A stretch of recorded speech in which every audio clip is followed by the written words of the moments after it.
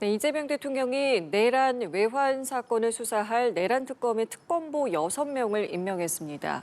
이로써 김건희 특검에 이어 내란 특검까지 특검보 구성을 마치게 됐습니다. 네, 관련 내용도 취재기자 연결해서 알아보겠습니다. 진기용 기자.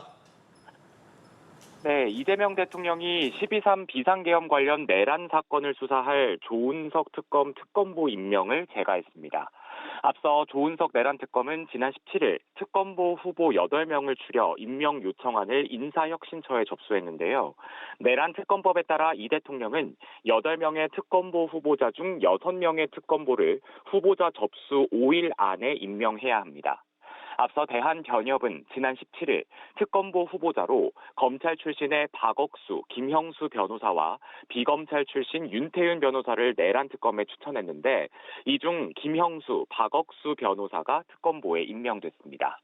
특검보는 7년 이상 경력의 판사나 검사 출신 변호사 또는 변호사가 임명되는데요. 특검의 지휘 감독에 따라 사건 수사와 공소 유지, 특별수사관과 파견 공무원에 대한 지휘 감독, 언론 공보 등을 담당하며 검사장급 대우를 받습니다. 한편 조은석 내란 특검은 임명된 지 6일 만인 지난 18일 김용현 전 국방부 장관을 추가 기소하며 본격적인 수사를 개시했는데요. 또 김 전 장관의 구속기한 만료일이 오는 26일로 예정된 가운데 사건의 신속한 병합과 김 전 장관에 대한 보석 결정 취소 및 추가 구속영장 발부를 촉구하는 서면을 법원에 접수하기도 했습니다. 네, 한편 가장 먼저 특검보 구성을 마치고 수사의 속도를 내고 있는 김건희 여사 의혹 특검에는 오늘 파견 검사들이 출근했다고요? 네, 그렇습니다. 3대 특검 중 가장 먼저 특검보 구성을 마치고 언론 간담회까지 진행한 김건희 여사 의혹 특검에는 오늘부터 파견 검사들이 출근해 업무를 시작했습니다.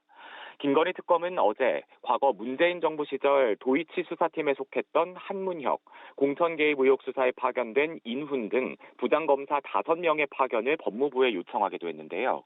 서울고검과 서울중앙지검, 서울남부지검에 이어 법무부와 고위공직자범죄수사처를 잇따라 방문해 수사 인력 파견을 요청하고 도이치모터스 주가 조작 의혹과 명태균 건진법사 관련 의혹 사건 수사 상황을 파악하는 등 수사에 속도를 내고 있습니다. 한편 지난 18일 특검보 후보자 8명을 추천한 이명현 순직해병 특검은 아직 특검보 임명 통보는 받지 못했다고 밝혔습니다. 관련 사건을 수사 중인 공수처와 대구지검으로부터 수사 기록을 인계받는 건 특검보 발표가 나고 진행할 예정이며 대구지검에는 필요하면 인력 파견을 요청할 예정이라고도 밝혔습니다.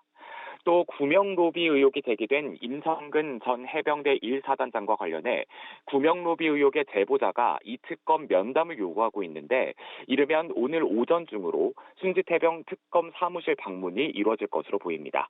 지금까지 서울고등검찰청에서 전해드렸습니다.